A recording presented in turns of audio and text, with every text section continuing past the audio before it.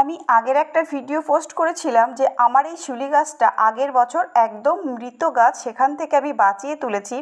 তো সেই ভিডিওটা দেখে একটা বন্ধু আবার জানতে চেয়েছে যে আমি কি করে বাঁচিয়েছি। তো তোমার উত্তরেই আমি ভিডিওটা আজ করছি। তোমার গাছটা কী কারণে মারা গেছে বা এই অবস্থা হয়েছে আমি জানি না, তবে আমার গাছটা কিন্তু জল বসে, তিনটার ভিতরে জল বসে গাছটা পুরো একদম মৃত গাছ যেরকম, ঠিক সেরকমটাই হয়েছিল। সবাই বলছিল তুলে ফেলে দিতে, পাতা টাতা কিচ্ছু ছিল না, শুধু ওই ডাঁটিগুলো শুকনো ডাঁটি ছিল। তা আমি তখন ডালগুলো পুরো কেটে ফেলে দিই, এখান থেকে পুরো কেটে ফেলে দিয়েছিলাম।